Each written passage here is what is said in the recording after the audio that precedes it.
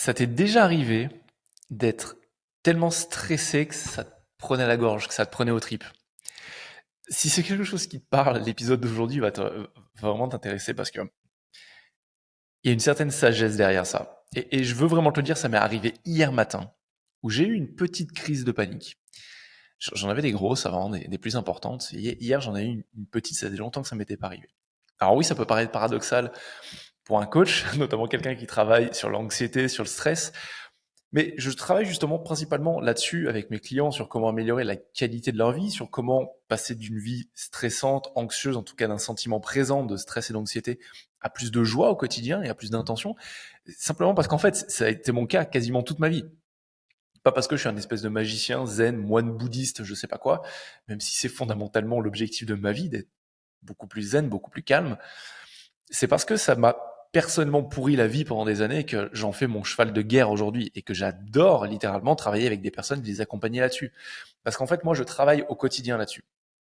Je travaille constamment, du matin au soir, 365 jours par an, à découvrir comment est-ce que je fonctionne, comment l'être humain fonctionne, d'où vient le stress, d'où provient l'anxiété, comment les canaliser. Et hier, sincèrement, j'ai eu une prise de conscience.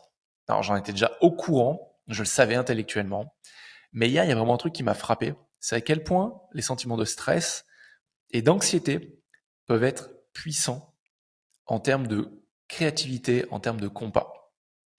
Tu vois, euh, j'ai été pas mal frustré sur le mois d'avril, parce qu'historiquement, c'est le début du printemps et c'est un mois où il y a une énergie qui se débloque. Chez moi, chez les gens en général, je pense que tu l'as ressenti, tu le ressens chaque année. Le soleil, les oiseaux qui chantent, la verdure qui réapparaît, ça fait du bien, ça redonne une nouvelle énergie. Et on le sent tous, ça. Et donc, moi, sur mon activité, ça a clairement un impact. Souvent, le mois d'avril, c'est le plus gros mois. Et cette année, ça a été pour moi le plus petit. Euh, j'ai eu beaucoup d'échanges, je pense une quinzaine, avec des entrepreneurs, pour 90%, qui voulaient travailler avec moi, qui trouvaient un intérêt à se faire accompagner sur différents sujets.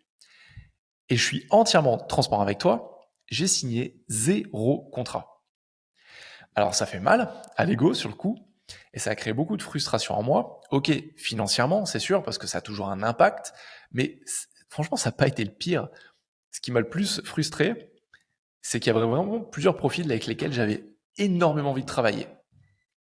Parce que ce dont ils avaient envie, ce qu'ils voulaient créer dans leur vie, dans leur business, c'est un truc qui me passionnait beaucoup, qui me parlait beaucoup. Et moi, quand je peux pas accompagner ce genre de personnes-là, ce genre de profil, ça crée vraiment beaucoup de frustration. Mais ce qui a été intéressant, c'est qu'en fait, cette frustration, elle a mené à quelque chose. Je me suis rendu compte que j'étais idiot. Je proposais qu'une seule solution, une seule option pour travailler avec moi. Alors, ça n'a pas toujours été le cas, mais depuis un an, effectivement, j'ai supprimé énormément de choses. Tu peux acheter mon livre et maintenant trouver le programme en ligne qui est inclus. C'est une manière de commencer à travailler avec moi. Il y a ma newsletter, il y a mes vidéos, il y a mes podcasts. Tout ça, ce sont des choses qui te permettent de travailler gratuitement en fait avec moi, de découvrir ce que je fais, de découvrir ce que j'apprends au quotidien. Et si jamais tu passes à l'action, comme je le répète, ça te permet d'apporter des choses dans ta vie, de t'améliorer. Mais pour vraiment travailler avec moi, je proposais que du coaching individuel sur minimum 3 mois et encore dernièrement, c'était 6 mois. Et j'ai eu tellement de refus, non pas que sur l'aspect financier, mais sur en fait l'engagement aussi que ça impliquait, de dire je vais travailler pendant 6 mois avec quelqu'un chaque semaine. Il va falloir que je sois engagé. Il faut vraiment en fait avoir envie de changer, avoir envie de se bouger, avoir envie de créer quelque chose sur du long terme. En tout cas, c'est la manière dont on le perçoit. 6 mois, c'est pas du long terme, c'est du quand même court terme. Mais ça demande une application, ça demande un engagement. Et ça m'a tellement frustré que, en me rendant compte de ça, je me suis dit, enfin, ça m'a vraiment stressé énormément la semaine dernière. J'ai pensé toute la semaine dernière. Et samedi, je me suis dit, mais en fait, il faut que tu crées quelque chose. Il faut que tu règles ce problème. Donc, je suis parti au bureau, là où j'enregistre ce podcast, cette vidéo, pour me dire, ok, on va poser les choses à plat, arrête de stresser, ça sert à rien. Parce qu'en fait, je me suis rappelé un podcast que j'ai tourné la semaine dernière, que je t'ai partagé, notamment sur les mots de Seed Bank, les 3 principes, le principe de la pensée, de la conscience et de l'esprit.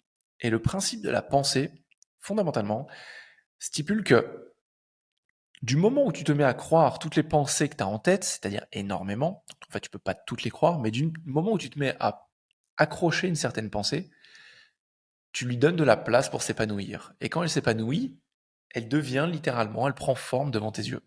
Elle se crée. C'est comme ça qu'on crée la réalité.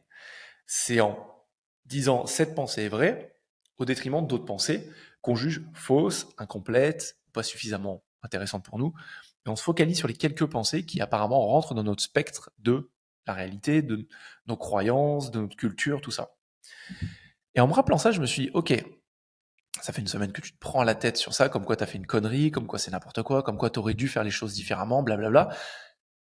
Mais le fait est que j'ai pas fait les choses différemment, que c'est comme ça, que la réalité, c'est que j'avais une seule option pour travailler avec moi. Ok, c'était peut-être bloquant. Ok, j'aurais peut-être pu faire mieux. Le fait est qu'à l'instant T, je me suis dit, relax, calme-toi. J'ai fait une petite séance de méditation créative comme j'aime bien faire, de visualisation pour essayer de poser mon esprit, de ralentir le rythme de mon esprit, de me dire, ok, qu'est-ce qui peut en ressortir? Ce qu'il en est ressorti, c'est un challenge de 30 jours où je me suis dit, mais en fait, il faut que je le fasse. C'était un peu la quintessence des 3 dernières années de ma vie, de ce que secrètement j'ai essayé de lancer sans en avoir vraiment conscience. C'est pas rien. Parce qu'en fait, sur le coup, j'ai fini, j'ai posé le truc à plat, j'ai écrit une page d'information, me disant, tiens, je vais le pousser sur mon podcast, sur YouTube, sur ma newsletter, je vais révolutionner le monde, ça va être mon premier programme de groupe. C'est un truc vraiment qui me fait kiffer, et je me sentais vraiment en alignement avec ça. Ça a duré une demi-heure, et j'ai été pris d'un sentiment de panique juste après ça, que j'ai calmé, parce que samedi après-midi, j'avais plein de trucs de prévus. Mais hier matin, dimanche matin, j'étais dans un état de panique que j'avais pas ressenti depuis un moment. Et je me suis dit, mais c'est pas possible, tu peux pas lancer ça. Ça. Je flippais, j'étais en flip total. Pourquoi est-ce que je te partage ça? Parce qu'en fait, à ce moment-là, je me suis dit, ça peut pas durer. Même si on est dimanche, je le fais pas. J'ai écrit à ma coach.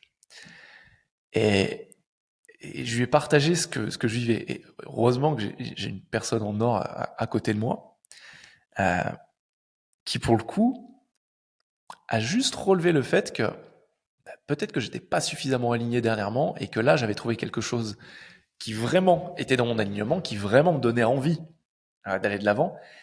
Et potentiellement c'était ça qui me faisait flipper.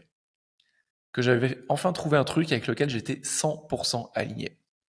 Et que contrairement à ce que je pensais, c'était pas forcément que du business coaching, c'était pas que travailler avec des entrepreneurs sur leur vie et leur business, mais que ce qui me faisait kiffer, c'était travailler sur leur vie, fondamentalement. Parce que quand tu as une petite entreprise, bah, ta boîte, ton entreprise, ton business, c'est ni plus ni moins qu'une extension de qui tu es, de tes valeurs, de ton comportement, de ton énergie, de ce que tu insuffles dans ta boîte.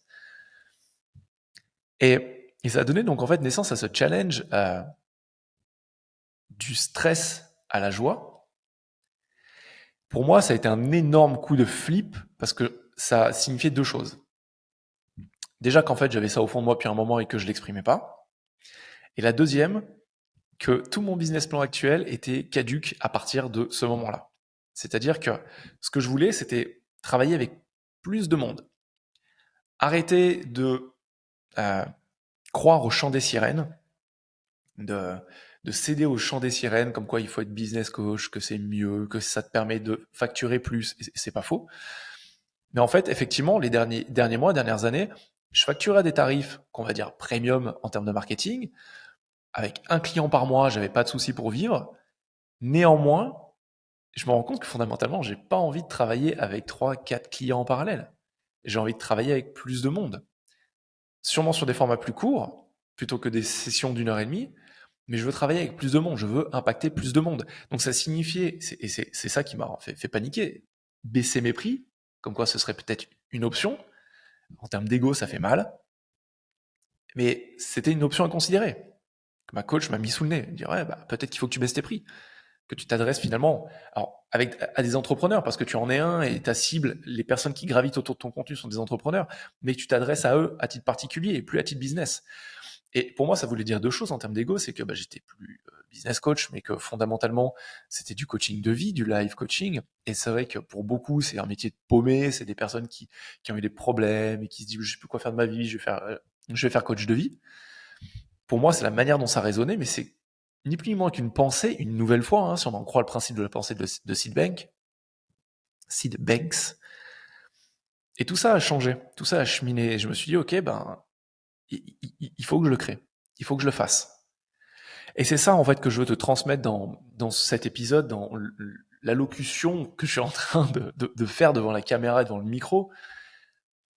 C'est que tes plus grosses phases de stress, si tu prends le temps de faire un tout petit pas de côté, de te calmer, de souffler, de respirer, et d'accepter que il y a sûrement un message derrière,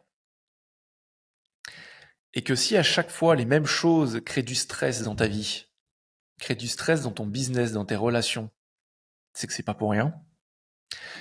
C'est que si à chaque fois tu fais face aux mêmes situations, que tu réagis de la même situation avec anxiété, avec stress, c'est qu'il y a forcément, il y a potentiellement, pas forcément, mais potentiellement quelque chose qui est pas aligné chez toi à ce niveau-là, que potentiellement tu ressens donc un manque d'alignement, tu sens un manque de cohérence dans ce que tu fais. Ça veut dire que tu vas à droite parce que tout le monde te dit d'aller à droite et que ton esprit conscient te dit d'aller à droite parce que c'est la meilleure chose à faire, parce que c'est la logique, parce que c'est ce que les gens intelligents font, parce que les 5 étapes du marketing de l'entrepreneur sont à la ta. Alors que fondamentalement, tu sens que tu es tiré vers la gauche émotionnellement, c'est qu'il y a un message derrière.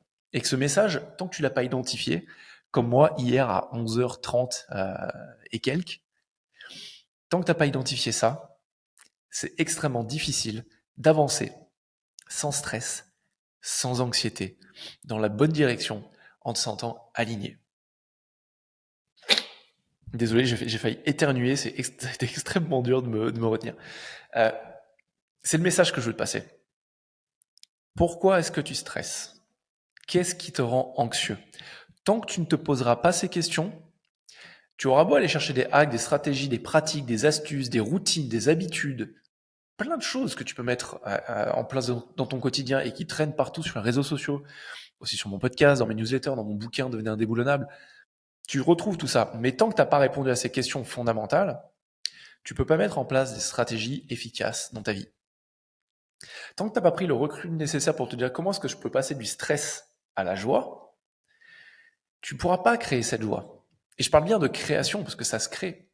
Derrière, il y a des pratiques physiques, il y a des pratiques émotionnelles, il y a en fait une configuration globale à adopter en 4 piliers. Une configuration d'esprit, une configuration mentale, une configuration émotionnelle, une configuration spirituelle. Ces 4 configurations, c'est justement ce que j'ai créé dans le programme, dans le challenge de 30 jours du stress à la joie. C'est ce sur quoi j'ai envie de me pencher. Et tu vois, ça, j'en étais capable simplement parce qu'à un moment, j'étais tellement anxieux, tellement stressé, je me suis dit, putain, mais qu'est-ce qui se passe? Qu'est-ce qui se passe derrière ça? C'est quoi le message? Et j'ai la chance d'avoir une personne, d'avoir une coach formidable qui est derrière moi et qui me permet d'avoir ces prises de conscience. Parce que fondamentalement, c'est ça le coaching. Donc voilà, j'espère que ça t'aura aidé, que ce petit partage d'expérience t'aura parlé. Le stress et l'anxiété sont inévitables. Par contre, ils peuvent être un levier de créativité et un compas dans notre quotidien juste génial quand on prend le temps de les analyser, de les appréhender en tout cas de cette manière. Si ça t'a été utile, n'hésite pas à liker, à commenter la vidéo si tu es sur YouTube ou à noter le podcast si tu m'écoutes simplement. Je te souhaite une bonne journée et si jamais tu veux en savoir plus sur le programme, le challenge que je suis en train de lancer, du stress à la joie, sache que là où on est lundi 24, je regarde ma montre, lundi 24 avril, il démarre lundi prochain. Tu as juste qu'à me contacter sur les réseaux sociaux, m'envoyer un email et je te donnerai plus d'informations. Tu as aussi le lien de la page d'information en description.